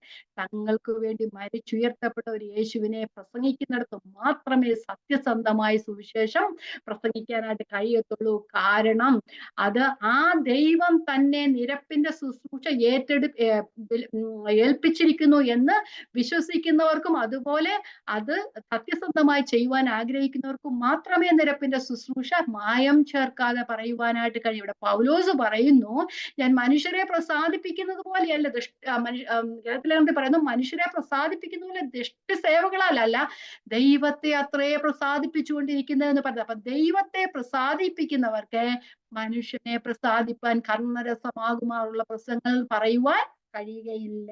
ഓക്കെ, നമുക്ക് മുമ്പോട്ട് പോകാം. കൊലോസ്യർ വായിച്ച് 2 കൊരിന്ത്യർ 4:6-7 നമ്മൾ പഠിച്ചതാണ്. എന്താ പറയുന്നത്, ആ സുവിശേഷത്തിന്റെ വാഹകരായ മൺപാത്രങ്ങളാണ് ഞങ്ങളെന്ന് പൗലോസ് അപ്പോസ്തലൻ പറയുന്നുണ്ട്, അല്ലെ? വായിക്കാം, 2 കൊരിന്ത്യർ 4:6-7. ഇരുട്ടിൽ നിന്ന് വെളിച്ചം പ്രകാശിക്കണമെന്ന് അരുളിച്ചെയ്ത ദൈവം യേശു ക്രിസ്തുവിന്റെ മുഖത്തിലുള്ള ദൈവ തേജസ്സിന്റെ പരിജ്ഞാനം വിളങ്ങിക്കേണ്ടതിന് ഞങ്ങളുടെ ഹൃദയങ്ങളിൽ പ്രകാശിച്ചിരിക്കുന്നു. എങ്കിലും ഈ അത്യന്ത ശക്തി ഞങ്ങളുടെ സ്വന്തമല്ല, ദൈവത്തിന്റെ ദാനമത്രേ എന്ന് വരേണ്ടതിന് ഈ നിക്ഷേപം ഞങ്ങൾക്ക് മൺപാത്രങ്ങളിലാകുന്നു എന്ന് പറയുന്ന ആ വലിയൊരു നിക്ഷേപം, സുവിശേഷത്തിന്റെ നിക്ഷേപം, ആ സത്യവചനം എന്ന നിക്ഷേപം മൺപാത്രങ്ങളിലാണോ എന്ന് പറഞ്ഞാൽ മനുഷ്യരായ നമ്മളിലാണ് ദൈവം അത് പരമേൽപ്പിച്ചിരിക്കുന്നത് എന്ന് പറയുന്നത്. നമുക്ക് ആ വാക്യം ഒന്നുകൂടെ വായിച്ചിട്ട് നമുക്ക് മറ്റേ വാക്യത്തിൽ അടുത്ത വാക്യത്തിലേക്ക് പോകാം.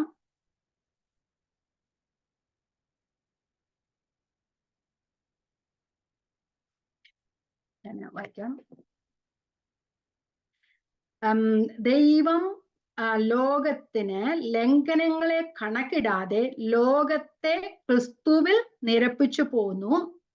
ലോകത്തിന്റെ ലംഘനങ്ങളെ കണക്കിട്ടില്ല എന്ന് പറഞ്ഞാൽ ലോകത്തിന്റെ പാപം, മനുഷ്യന്റെ പാപം അവന്റെ മേൽ കണക്കിട്ടില്ല. ആ നിരപ്പിന്റെ ലംഘനങ്ങളെ കണക്കിടാതെ ലോകത്തെ, മനുഷ്യനെ ക്രിസ്തുവിൽ തന്നോട് നിരപ്പിച്ചു. ഈ നിരപ്പിന്റെ വചനം ഞങ്ങളുടെ പക്കൽ പരമേൽപ്പിച്ചിരിക്കുന്നു എന്ന് പറയുന്നു. അപ്പം ആ സുവിശേഷം ഞങ്ങളുടെ പക്കൽ പരമേൽപ്പിച്ചിരിക്കുന്നു. രക്ഷയെ നമ്മൾ ഓരോരുത്തരും രക്ഷിക്കപ്പെട്ടത് ദൈവത്തിന്റെ വചനത്താലാണ്. വചനത്താൽ മാത്രമേ ദൈവത്തിങ്കിലേക്ക് പ്രവേശനമുള്ളൂ. വചനം പ്രസംഗിക്കുന്നിടത്ത് പരിശുദ്ധാത്മാവിനാൽ ഇപ്പോഴും നിരപ്പിന്റെ ശുശ്രൂഷ നടന്നുകൊണ്ടേയിരിക്കുന്നു. നമുക്ക് 20-ാമത്തെ വാക്യത്തിലേക്ക് പോയി. 20-ാമത്തെ വാക്യം.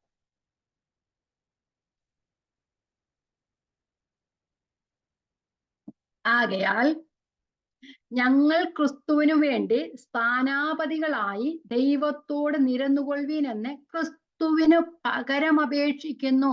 അത് ദൈവം ഞങ്ങൾ മുഖാന്തരം പ്രബോധിപ്പിക്കുന്നത് പോലെയാവുന്നു. ഒന്നുകൂടെ വായിക്കാം. ആകയാൽ ഞങ്ങൾ ക്രിസ്തുവിന് വേണ്ടി, ആർക്ക് വേണ്ടിയാ? ക്രിസ്തുവിന് വേണ്ടി പൗലോസും കൂട്ടരും അല്ലെങ്കിൽ നമ്മൾ സ്ഥാനപതികളായി ദൈവത്തോട് നിരന്നുകൊള്ളുവീൻ എന്ന് ക്രിസ്തുവിന് പകരം അപേക്ഷിക്കുന്നു. അത് ദൈവം ഞങ്ങൾ മുഖാന്തരം പ്രബോധിപ്പിക്കുന്നത് പോലെ ആകുന്നു. ഇവിടെ പറയുന്ന അംബാസഡേഴ്സ് ഓഫ് ക്രൈസ്റ്റ്. അംബാസഡർ എന്ന് വെച്ചാൽ സ്വന്തം രാജ്യത്തെ മറ്റൊരു രാജ്യത്തെ പ്രതിനിധാനം ചെയ്യുന്ന ആള്, അല്ലെ? അപ്പൊ ഇവിടെ പൗലോസ് ഏത് രാജ്യത്തെയാണ്, ഏത് രാജ്യത്താണ് എന്താ പറയുക പ്രതിനിധാനം ചെയ്യുന്നത്? സ്വർഗരാജ്യത്തെ ഭൂമിയിൽ പൗലോസ് പ്രതിനിധാനം ചെയ്യുന്നു. അംബാസഡർ എന്നാ പറയുന്നത്, അല്ലെ? എന്തോ ഒരു വലിയൊരു പദവിയല്ലേ. അപ്പം സ്വർഗീയ രാജ്യത്തിന്റെ പ്രതിനിധിയായി പൗലോസ് പറയുന്നുണ്ടല്ലോ, ഫിലിപ്പി ലേഖനം 2-ാം അധ്യായത്തിൽ പറയുന്നു, നാം നമ്മുടെ പൗരത്വമോ സ്വർഗത്തിലാകുന്നു. അപ്പൊ നാം സ്വർഗീയ പൗരന്മാരാണ്. പൗലോസ് പറയാ, ഞാൻ സ്വർഗീയ പൗരനാണ്, അല്ലെങ്കിൽ സ്വർഗത്തിന്റെ അംബാസഡറായി ഈ ലോകത്തിൽ അല്ലെങ്കിൽ ഈ ഭൂമിയിൽ ദൈവത്തോട് നിരന്നുകൊള്ളുവീനെന്ന് ക്രിസ്തുവിന് വേണ്ടി അപേക്ഷിക്കുകയാണ്. ക്രിസ്തു ചെയ്യേണ്ടതാണ്, ക്രിസ്തു ചെയ്തതാണ്. ആ ക്രിസ്തുവിന് വേണ്ടി ഞങ്ങൾ ദൈവത്തോട് ചേർന്ന് കൊള്ളണമെന്ന് മനുഷ്യരോട് അപേക്ഷിക്കുകയാണ് ചെയ്യുന്നത്. ഒരു വലിയ പദവിയാണ് തനിക്കുള്ളത്, അല്ലെ? അപ്പം ആ തന്നിലൂടെ ഭൂതലത്തിന്റെ അറ്റത്തോളം സുവിശേഷം പരന്നു എന്ന് പൗലോസപ്പോസ്തലൻ പറയുന്നു. നമ്മൾ റോമലേഖനത്തിലൊക്കെ കാണുന്നുണ്ട്. പൗലോസപ്പോസ്തലൻ പറയുന്നത്, ഞാൻ ഇല്ലൂരി ദേശം വരെ സഞ്ചരിച്ചു എന്ന്. അന്ന് പൗലോസപ്പോസ്തലന് എന്താ പറയുന്നത്, കപ്പൽ മാർഗത്തിലും ഒക്കെ പോകാൻ കഴിയുമായിരുന്ന സമയമായിരുന്നു അന്ന്. ആ സമയത്ത് തനിക്ക് അവിടെ ഉണ്ടായിരുന്ന മാർഗങ്ങൾ അല്ലെങ്കിൽ മാധ്യമങ്ങൾ മുഖാന്തരം തനിക്ക് എവിടെയൊക്കെ ചെന്നെത്താൻ കഴിയുമായിരുന്നു. അവിടെ എല്ലാം പൗലോസപ്പോസ്തലൻ ചെന്നെന്നാ പറയുന്നത്. അവിടെ കപ്പൽ മാർഗമൊക്കെ അന്ന് ഉണ്ടായിരുന്നുള്ളൂ, അല്ലെ? അങ്ങനെ താൻ അവിടെയൊക്കെ ഇല്ലൂരി ദേശം വരെ തോന്നുന്ന തനിക്ക് എത്താവുന്ന ആ സ്ഥലം വരെ താൻ സുവിശേഷം അറിയിക്കുകയാണ് ചെയ്യുന്നത്. അവിടെ റോമലേഖനം 10-ാം അധ്യായത്തിൽ പറയുന്നത്, തങ്ങളിലൂടെ സുവിശേഷം ഭൂമിയുടെ അറ്റത്തോളം പരന്നു എന്ന് പറയുന്നുണ്ട്. നമുക്കൊന്ന് വായിച്ചുവിടാം. കുറച്ച് സമയമുള്ളൂ, നമുക്ക് ഈ വാക്യം തീർക്കണം. നമുക്ക് വായിച്ചുവിടാം. റോമലേഖനം 10-ന്റെ 13 മുതലുള്ള വാക്യങ്ങൾ. കർത്താവിന്റെ നാമത്തെ വിളിച്ചപേക്ഷിക്കുന്ന ഏവനും രക്ഷിക്കപ്പെടുമെന്നുണ്ടല്ലോ. 14-ാം വാക്യം. എന്നാൽ അവർ വിശ്വസിക്കാത്തവനെ എങ്ങനെ വിളിച്ചപേക്ഷിക്കും? അവർ കേട്ടിട്ടില്ലാത്തവരിൽ എങ്ങനെ വിശ്വസിക്കും? പ്രസംഗിക്കുന്നവനില്ലാതെ എങ്ങനെ കേൾക്കും? ആരും അയക്കാതെ എങ്ങനെ പ്രസംഗിക്കും? നന്മ സുവിശേഷിക്കുന്നവരുടെ കാൽ എത്ര മനോഹരമെന്ന് എഴുതിയിരിക്കുന്നുവല്ലോ. എങ്കിലും എല്ലാവരും സുവിശേഷം അനുസരിച്ചിട്ടില്ല. കർത്താവെ, ഞങ്ങൾ കേൾപ്പിച്ചത് ആർ വിശ്വസിച്ചു എന്ന് യെശയ്യാവ് പറയുന്നുവല്ലോ. ആകയാൽ വിശ്വാസം കേൾവിയാലും കേൾവി ക്രിസ്തുവിന്റെ വചനത്താലും. അപ്പം പൗലോസപ്പോസ്തലൻ പറയുക, വചനത്താൽ അല്ലാതെ ആർക്കും രക്ഷയില്ല. പക്ഷെ ആരും പോകാതെ എങ്ങനെ സുവിശേഷം പ്രസംഗിക്കപ്പെടും, അല്ലെ? ഞങ്ങൾ അതുകൊണ്ട് ഭൂമിയുടെ അറ്റത്തോളം പോയി ദൈവത്തിന്റെ വചനം ശുശ്രൂഷിച്ചു. അവിടെ പറയുന്നു, എന്നാൽ 18-ാം വാക്യം, എന്നാൽ അവർ കേട്ടില്ലയോ എന്ന് ഞാൻ ചോദിക്കുന്നു. കേട്ടിരിക്കുന്നു നിശ്ചയം, അവരുടെ നാദം സർവ്വഭൂമിയിലും അവരുടെ വചനം ഭൂതലത്തിന്റെ അറ്റത്തോളം പരന്നു എന്ന് പറയുന്നത് പോലെ അന്ന് പ്രവാചകന്മാരിലൂടെ പറഞ്ഞത് ഇപ്പോൾ അത് നിവർത്തിയാകുന്നു. തന്റെ ശുശ്രൂഷകളിലൂടെ, തന്റെ അംബാസഡേഴ്സിലൂടെ ഈ ഭൂലോകം മുഴുവനും ദൈവത്തിന്റെ വചനം പരന്നു. ഭൂതലത്തിലൊക്കെയും ദൈവത്തിന്റെ വചനം പരന്നു. അപ്പം പൗലോസ് അപ്പോസ്തലൻ പറയണ തങ്ങളിലൂടെ സുവിശേഷം ഭൂതലത്തിന്റെ അറ്റത്തോളം പകർന്നു എന്ന് പറയുന്നുണ്ട്. അപ്പം ഞങ്ങൾ ദൈവത്തിന്റെ ശുശ്രൂഷയാണ് ചെയ്യുന്നത്. ഒരു അംബാസഡറിന്റെ ശുശ്രൂഷ എന്ന് പറയുന്നത് താൻ ഉൾപ്പെട്ടിരിക്കുന്ന രാജ്യത്തിന്റെ ഭരണാധികാരി പറയുന്ന മെസ്സേജസ് മറ്റേ രാജ്യത്ത് അല്ലെ താൻ ആയിരിക്കുന്ന സ്ഥലത്ത് പറയുക എന്നുള്ളത് അല്ലെ. ആ അംബാസഡേഴ്സിന് സ്വന്തമായ ഒരു മെസ്സേജും ഇല്ല അല്ലെ, ഉണ്ടോ? ഇല്ല. അവരുടെ ഏത് കിങ്ങിന്റെ ആണോ അല്ലെങ്കിൽ ഏത് പ്രസിഡന്റിന്റെ ആണോ കീഴിലായിരിക്കുന്നത് ആ പ്രസിഡന്റ് പറയുന്ന അല്ലെ ആ രാജ്യം പറയുന്ന പ്രിൻസിപ്പിൾ അല്ലെങ്കിൽ ആ മെസ്സേജ് മാത്രമേ ഒരു അംബാസിഡറിന് പറയാനോ മറ്റു രാജ്യത്തായിരിക്കുന്ന സ്ഥലത്ത് പറയാനൊക്കത്തുള്ളൂ. പൗലോസ് പറയുക, ഞാൻ സ്വർഗത്തിന്റെ അംബാസിഡറാണ്, സ്വർഗത്തിന്റെ ശുശ്രൂഷയാണ് ദൈവം എന്നെ ഏൽപ്പിച്ചിരിക്കുന്നത്.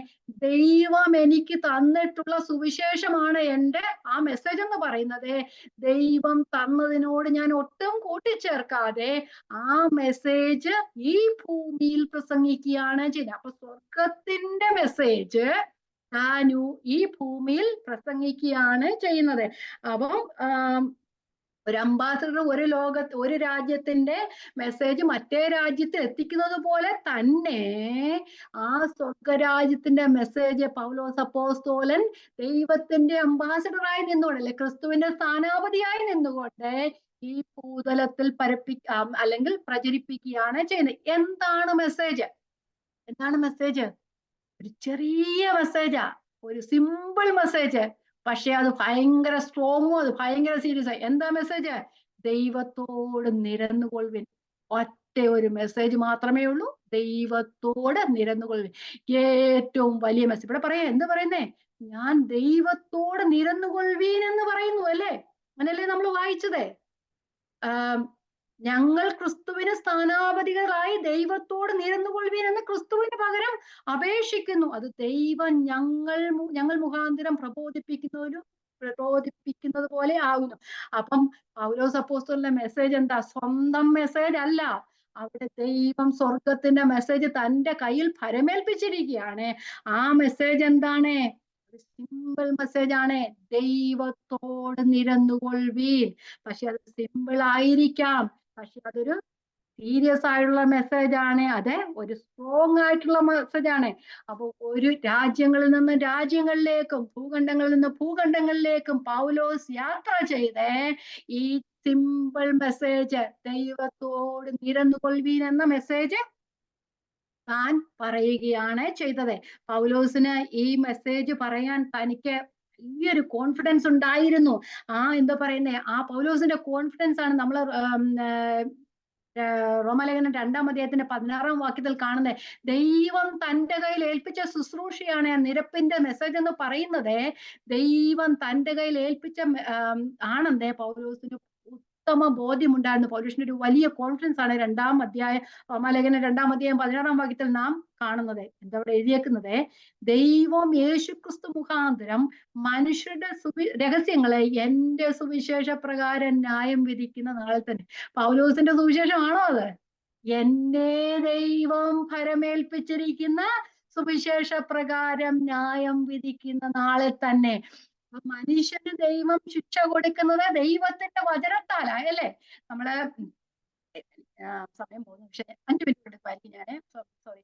നമ്മൾ എസക്കിയലിനകത്തൊക്കെ എസക്കിയൽ ലേഖനത്തിലൊക്കെ കാണുന്നുണ്ട്, കാഹളം ഊതുന്നത്. ശത്രുരാജ്യം ആക്രമിക്കാൻ വരുമ്പം ഒരു രാജ്യത്തിന് അവിടെ ഉണ്ടായിരുന്ന ആൾക്കാരെ കാഹളം ഊതാനൊക്കെ ആൾക്കാരെ ഏൽപ്പിച്ചിരിക്കുക. അപ്പൊ കാഹളം ഊതുമ്പോ പല കാര്യത്തിലും കാഹളം ഊതും. ഒന്ന്, ശത്രു സൈന്യം വരുമ്പം കാഹളം ഊതാറുണ്ട്. ആ ശത്രു സൈന്യം വരുമ്പം കാഹളം ആരെ ഏൽപ്പിച്ചിരിക്കുന്നുവോ അവര് കാഹളം ഊതിയാല് അവിടെ ഉള്ളവർക്ക് രക്ഷപ്പെടാനായിട്ട് സാധിക്കില്ല, അവരെ സൂക്ഷിക്കാനായിട്ട് കഴിയും.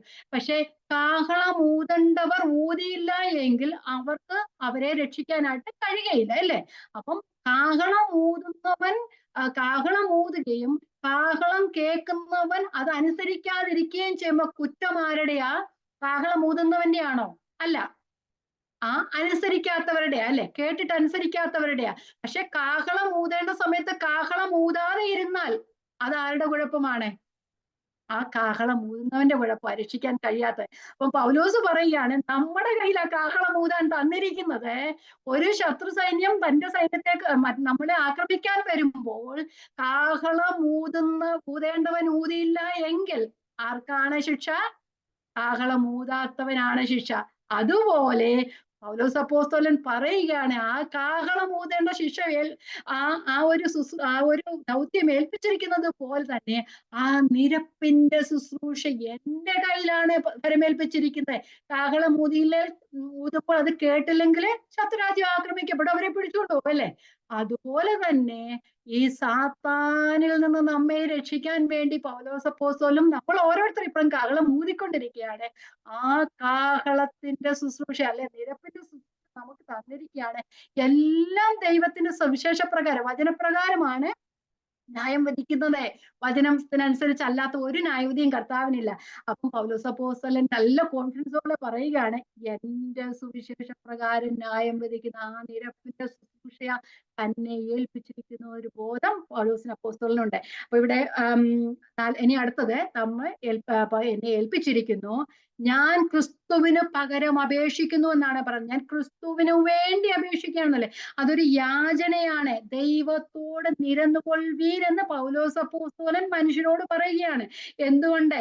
ദൈവക്രോധത്തിന്റെ ചക്കൽ വീണ് നശിച്ചു പോകാതിരിക്കാൻ വേണ്ടി. നാം ദൈവക്രോധത്തിന്റെ ചക്കിനെ കുറിച്ചൊക്കെ പറഞ്ഞു അല്ലെ. ആ ദൈവക്രോധത്തിന്റെ ചക്കൽ നിന്ന് വീണ് നശിച്ചു പോകാതിരിക്കാൻ വേണ്ടി ദൈവത്തോട് നിരന്നുകൊള്ളുവീൻ എന്നുള്ള ആ കാഹളധ്വനി അല്ലെങ്കിൽ ആ നിരപ്പിന്റെ ശുശ്രൂഷയാണ് തന്നെ ഏൽപ്പിച്ചിരിക്കുന്നത്. ആ വചനമാണ് തന്നെ ഏൽപ്പിച്ചിരിക്കുന്നത്. എന്തുകൊണ്ട്? ഇരുട്ടിന്റെ അധികാരത്തിൽ നിന്ന് ക്രിസ്തു നിരപ്പിന്റെ അധികാരത്തിൽ നിന്ന് മേടിച്ച് സ്നേഹ സ്വരൂപനായ പുത്രന്റെ രാജ്യത്തിലേക്ക് ആക്കി തീർക്കുന്ന ശുശ്രൂഷ അല്ലെ. ആ പുത്രന്റെ രാജ്യത്തിലേക്കുള്ള ക്ഷണമാണ് താൻ ഈ സുവിശേഷത്തിലൂടെ ചെയ്യുന്ന, അല്ലെങ്കിൽ താൻ കാഹളം ഊതിക്കൊണ്ടേ ഇരിക്കുന്നത്. ആ അത് ദൈവം ഓൾറെഡി ക്രിസ്തു നമുക്ക് വേണ്ടി ചെയ്തതാണ് ഈ പ്രവൃത്തികൾ മുഴുവൻ. പക്ഷേ ആ നിരപ്പിന്റെ ശുശ്രൂഷ നമ്മെയും ഏൽപ്പിച്ചിരിക്കുന്നു. നാം നാം അത് ചെയ്തുകൊണ്ടേയിരിക്കുക. കാരണം ആ നിരപ്പിന്റെ വചനത്തിലൂടെയാണ് ദൈവം ലോകത്തെ തന്നോട് നിരപ്പിക്കുന്നത്. അതെ, വേറെ ഒരുത്തന്റെയും പ്രവൃത്തി ചെയ്യേണ്ട കാര്യമില്ല, വേറെ ഒരുത്തന്റെയും പ്രവൃത്തി ആവശ്യമില്ല. അതിന് ഒന്നും ചെയ്യേണ്ട കാര്യമില്ല, അത് വിശ്വസിച്ചാൽ മാത്രം മതി. അപ്പം നമ്മൾ എന്തോ ചെയ്യണേ? ദൈവത്തിന്റെ അനീതിമാനായ ദൈവത്തിന്റെ കയ്യിൽ നമ്മെ തന്നെ താഴ്ത്തി സമർപ്പിക്കുക മാത്രമേ ഉള്ളൂ. പൗലോസ് അപ്പോസ്തലൻ പറയുന്നത്, ദൈവം ഞങ്ങൾ മുഖാന്തരം പ്രബോധിപ്പിക്കുന്നത് പോലെയാകുന്നു. ദൈവം തന്റെ പ്രവാചകന്മാരിലൂടെ എന്നും പറഞ്ഞുകൊണ്ടിരുന്നത് എന്താണ്? ഇപ്പോഴാകുന്നു രക്ഷാദിവസം, ഇപ്പോഴാകുന്നു സുപ്രസാദ കാലം എന്ന് പറഞ്ഞതുപോലെ ഇപ്പോഴാകുന്നു സുപ്രസാദ കാലം. അത് തന്നെയാണ് പൗലോസ് പറയുന്നത്. 2 കൊരിന്ത്യർ 6:1-2 നമ്മൾ പഠിച്ച 6 പഠിച്ചില്ലല്ലേ. 6:1-2 ഇങ്ങനെ പറയുന്നു. ഞാൻ പഠിച്ചതുകൊണ്ട് പറഞ്ഞു. 6:1-2 ഇങ്ങനെ പറയുന്നു, നിങ്ങൾക്ക് ദൈവത്തിന്റെ കൃപ ലഭിച്ചത് വ്യർത്ഥമായി തീരരുത് എന്ന് ഞങ്ങൾ സഹപ്രവർത്തിക്കരായി നിങ്ങളെ പ്രബോധിപ്പിക്കുന്നു. പ്രസാദകാലത്ത് ഞാൻ നിങ്ങൾക്ക് ഉത്തരം അരുളി, രക്ഷാകരത്തിൽ ഞാൻ നിന്നെ സഹായിച്ചു എന്ന് അവൻ അരുളി ചെയ്തുവല്ലോ. ഇപ്പോഴാകുന്നു സുപ്രസാദ കാലം, ഇപ്പോഴാകുന്നു രക്ഷാദിവസം. നിരപ്പിന്റെ ശുശ്രൂഷ ഇപ്പോൾ കേട്ടുകൊണ്ടിരിക്കുന്ന എല്ലാവരിലും അല്ലെ, ഇപ്പോൾ എവിടെ വചനം പ്രസംഗിച്ചാലും പരിശുദ്ധാത്മാവിനാൽ അത് ആ നിരപ്പിന്റെ ശുശ്രൂഷ നടന്നുകൊണ്ടേയിരിക്കുന്നു. നമ്മൾ എല്ലാവരും രക്ഷിക്കപ്പെട്ടവരാണ് എങ്കിൽ തന്നെയും ഞാൻ മുമ്പ് പറഞ്ഞതുപോലെ നമ്മൾ ഒത്തിരി പഠിച്ച് നമുക്ക് ജ്ഞാനം നേടാനല്ല, നമ്മളെ എത്രമാത്രം ദൈവം സ്നേഹിച്ചു എന്നുള്ളതാണ്. ഇരുട്ടിന്റെ അധികാരം നിന്ന് വിടുവിച്ച് നമ്മെ സ്നേഹസ്വരൂപനായ പുത്രന്റെ രാജ്യത്തിലാക്കി തീർത്തു. നമ്മൾ ഇതൊക്കെ പഠിക്കുമ്പോഴാ ദൈവസ്നേഹത്തിന്റെ പാരമ്യം നമുക്ക് മനസ്സിലാകുന്നതല്ലേ.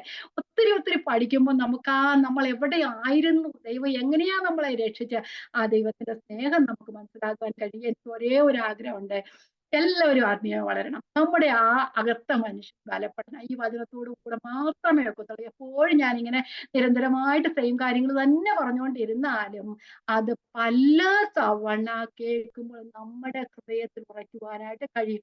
നമ്മൾ അറിഞ്ഞും അറിയാതെയും നമ്മളെ പാപ സ്വഭാവങ്ങളെല്ലാം ദൈവം മാറ്റിത്തരും. നമ്മള് എന്താണെന്നറിയാമോ, നമ്മൾ ഈ സ്ഥിരമായിട്ട് വചനം കേൾക്കുന്നതുകൊണ്ട് നമ്മൾ എന്തെങ്കിലും തെറ്റിൽ അകപ്പെട്ടു പോയാൽ, ഞാൻ പറഞ്ഞില്ല കഴിഞ്ഞ ക്ലാസ്സിൽ നമ്മൾ പറഞ്ഞു അസൂയ, കോപം, പിണക്കം, ഇതെല്ലാം നമ്മളിൽ ഉണ്ടല്ലേ. നമ്മൾ അതിലോട്ട് പോകാൻ ചെയ്യുമ്പോൾ നമ്മളെ ആ പരിശുദ്ധാത്മാവിനാൽ നമ്മുടെ കേട്ട വചനമൊക്കെ നമ്മളെ ഒന്ന് രണ്ടാമത് ചിന്തിക്കാനായിട്ട് ഇടയാക്കും. നമ്മളെ പാപത്തിലേക്ക് വീഴാതെ വണ്ണം രക്ഷിക്കും. അതാ ഈ റോമാലേഖനം 6-ാം അധ്യായമൊക്കെ നിരന്തരമായിട്ട് ഞാനിപ്പോ എപ്പോഴും പറഞ്ഞുകൊണ്ടിരിക്കുക. അതെല്ലാം അത് കാരണം നമ്മുടെ ഹൃദയത്തിൽ ഇതെല്ലാം ഉറയ്ക്കണം. ദൈവം നമ്മെ രക്ഷിച്ചതാ തന്റെ പുത്രനെ ആ കാൽവരി ക്രൂശിൽ യാഗമാക്കിയിട്ട്. ആ ഒന്നുമില്ലായ്മയിൽ നിന്ന് ദൈവം ഉണ്ടാകട്ടെ എന്ന് പറഞ്ഞ് എല്ലാത്തിനെയും സൃഷ്ടിച്ചതുപോലെ അല്ല ദൈവം നമ്മെ വീണ്ടെടുത്തത്, നമ്മെ ഒരു പുതു മനുഷ്യനാക്കി തീർത്ത്, അല്ലെങ്കിൽ ഒരു പുതിയ സൃഷ്ടിയാക്കി തീർത്ത് തന്റെ പുത്രനെ നമുക്ക് വേണ്ടി യാഗമായത്. പുത്രനെ തകർത്ത് കളയാൻ ദൈവത്തിന് ഇഷ്ടം തോന്നിയെന്ന് പറഞ്ഞതുപോലെ പുത്രൻ നമുക്ക് വേണ്ടി പുത്രനെ തകർത്ത് കളഞ്ഞ് ആ ഒരു പുത്രനെ നമുക്ക് വേണ്ടി തന്ന ഒരു സ്നേഹമാണ് ദൈവത്തിന്റെ സ്നേഹം. അത് നമ്മൾ മനസ്സിലാകണം. അത് മനസ്സിലാകുമ്പോൾ നമ്മൾ വീണ്ടും പാപത്തിലേക്ക് പോകാതെ ദൈവം നമ്മെ എങ്ങനെ ആയിത്തീരുന്ന ദൈവം ആഗ്രഹിച്ചു. നാം അവന്റെ സന്നിധിയിൽ വിശുദ്ധരും നിഷ്കളങ്കരുമായി ഇരിക്കേണ്ടതിന്, അല്ലെ, ആ ദൈവം ലോക സ്ഥാപനത്തിന് മുമ്പേ നമ്മെ അവന് മുൻ നിയമിച്ചെന്ന് ദൈവത്തിന്റെ വചനം പറയുമ്പോൾ, അപ്പൊ നമ്മൾ അങ്ങനെ തന്നെ ആയിത്തീരണം. ഞാൻ അങ്ങനെ ആയെന്നല്ല ഞാൻ പറയുന്നേ. നമ്മൾ ഓരോ ദിവസവും വചനം പഠിക്കുകയും പഠിപ്പിക്കുകയും ചെയ്യുമ്പോൾ നമ്മൾ ആ പുത്രന്റെ സ്വരൂപത്തോട് അനുരൂപമായിത്തീരുന്ന അവസ്ഥയിൽ ആയിത്തീരണം. ഓരോ ദിവസവും നടന്നുകൊണ്ടേയിരിക്കുന്ന പരിപാടിയാണ്, അല്ലെ. അത് നമ്മൾ ഈ ലോകത്ത് നിന്ന് മാറുന്നത് വരെയും അത് നടന്നുകൊണ്ടേയിരിക്കുന്നു. അത് ഇന്നും നടന്നുകൊണ്ടേയിരിക്കുന്നു. അത് അതുവരെയും നമ്മളെ നടത്തണം. ആ ദൈവത്തിന്റെ വചനം നമ്മൾ പഠിക്കണം, നമ്മളിത് ക്രിയ ചെയ്യണം. അതിനായി നമ്മളെ തന്നെ ദൈവത്തിന് ഏൽപ്പിച്ചു കൊടുക്കാം. ദൈവം ഈ വചനങ്ങൾ ദൈവം ഓരോരുത്തരെയും അനുഗ്രഹിക്കട്ടെ. ദൈവത്തിന് സ്തോത്രം.